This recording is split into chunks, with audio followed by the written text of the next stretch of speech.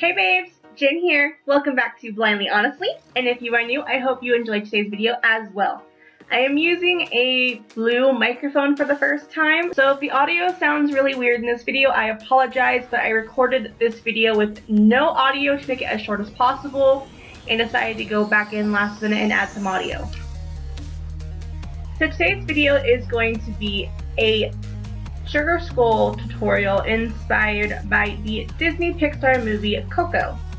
So in the movie, when someone is forgotten, they begin to fade away. And so my inspiration with this look is a person who has been forgotten over the years, and so they are slowly beginning to fade away, and that is where the gold glitter on the side of the face comes from.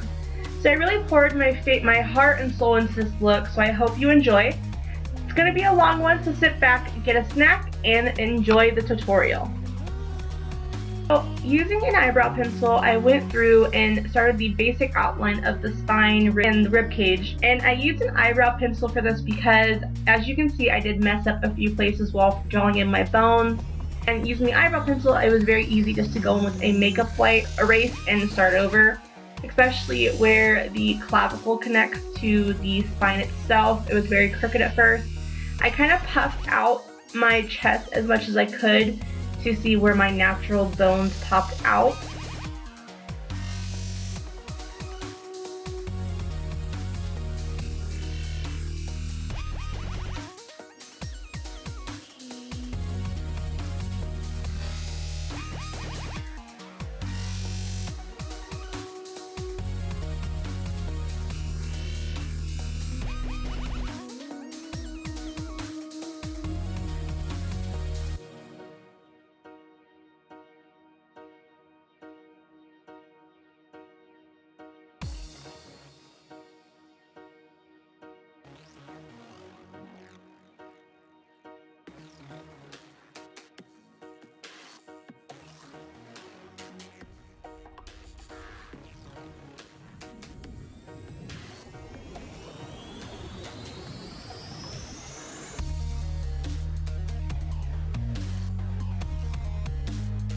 I think the part I had the most trouble with were the two bones in the back that kind of go behind the ribs.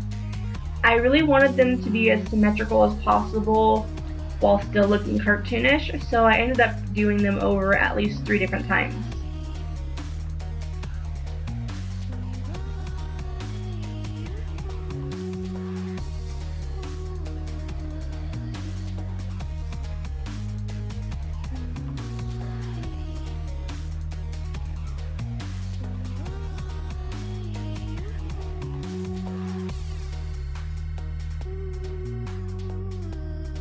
So once I was happy-ish with my chest, I moved forward to the face, and on the side of the face I left a big crack because that is where the gold was going to go. And at first I was going to do like a multi-level crack, but I ended up just deciding to do a single crack down the side of the face and leaving that eye socket open.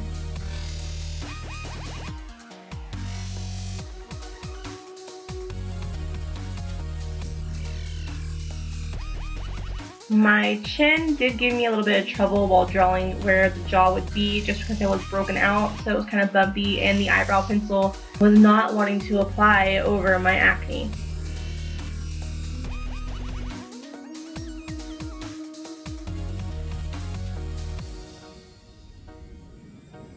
I did end up going over my cheeks a few times because I wanted them to look very full and round, so I ended up doing them over at least 3 different times, along with my jawline as well.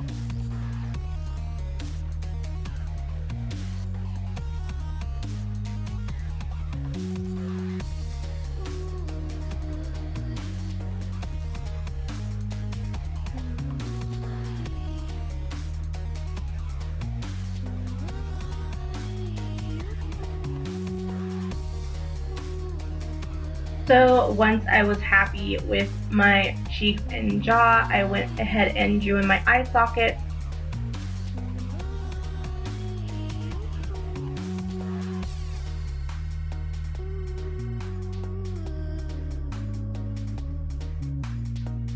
And I did redo the dimple right there on the side of my head, just because I wanted there to be a little bit more space between the eye socket and the actual skull. I went in with some black NYX SFX Creme Colour and just fine lined all the little details, starting with my face and moving on to my chest.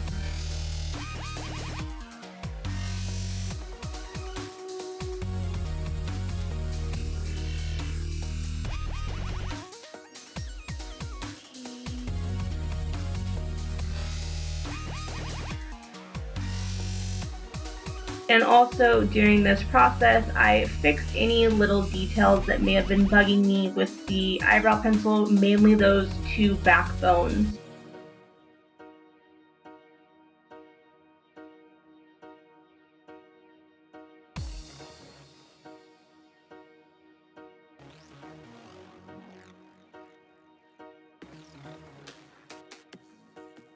You can see right here where that backbone kind of has some shading.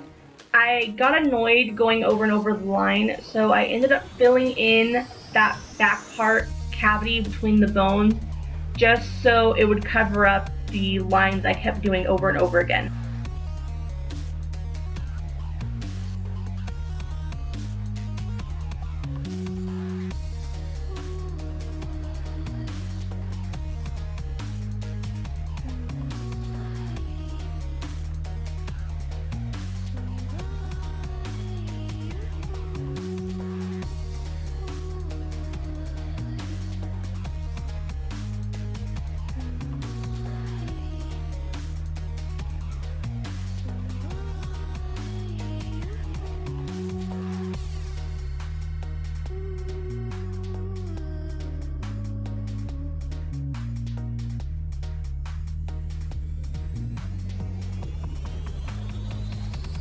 And then once everything was lined, I went in with from the NYX SFX Creme Colour in white and filled in all the bones on my chest and on my face.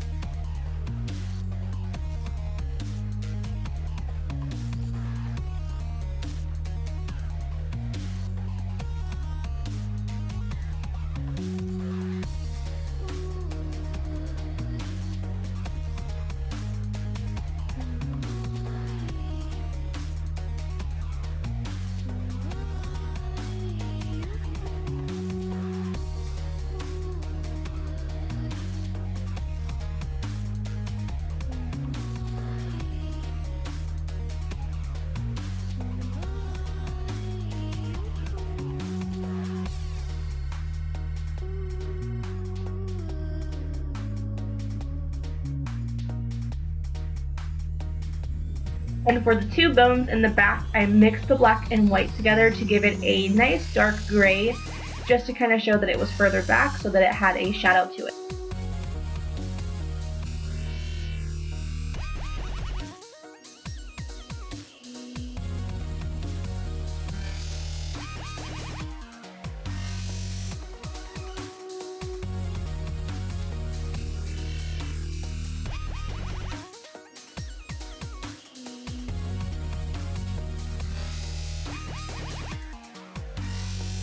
So after I finished coloring in the bones, I went in with that black color and filled in my face around the skull, and also I started filling in the cavities on my chest.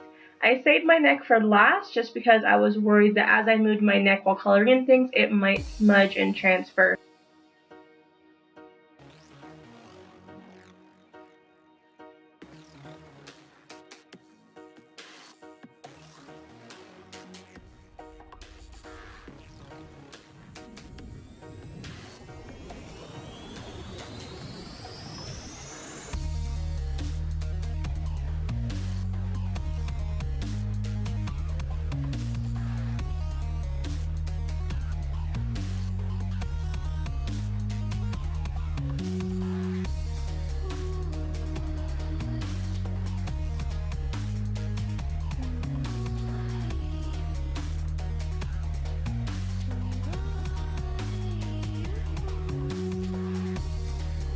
So I also went in with the black and put some definition on the neck as well as the spines and a little bit of shadow on those back bones, and also filled in my nose.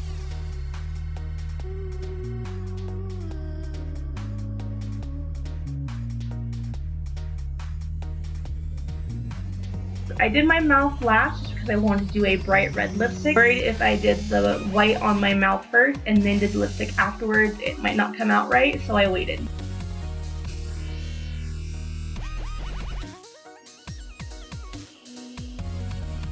And went back to filling in the black more, and more, and more. Honestly, the part that made this the longest was filling in that black.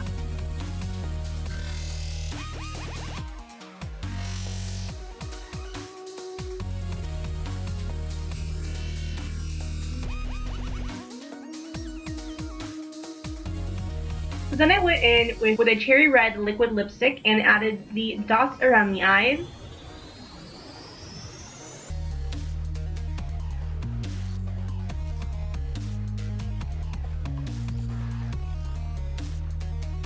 I also mixed the NYX SFX Creme Colour in shades black and magenta, along with a magenta lipstick to do the filigree on the forehead.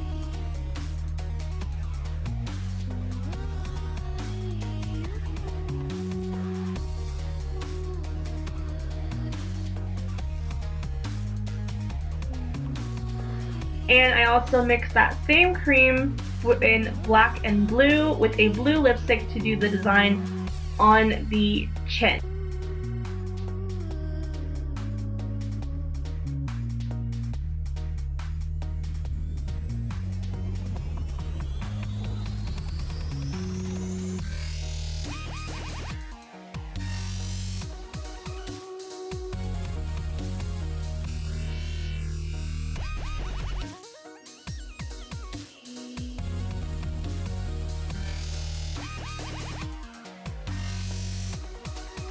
So I went in with some really pretty teal glittery eyeshadow because in the Coco movie, even though they are dead, the skulls still have eyelids somehow.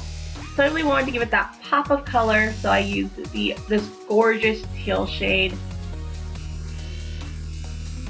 I then went in with some glitter glue and put it on the part where I had put the cracks on the forehead and side of the face. Then going in with a makeup brush, I stippled on some really pretty gold glitter. I wasn't trying to go perfectly around the cracks.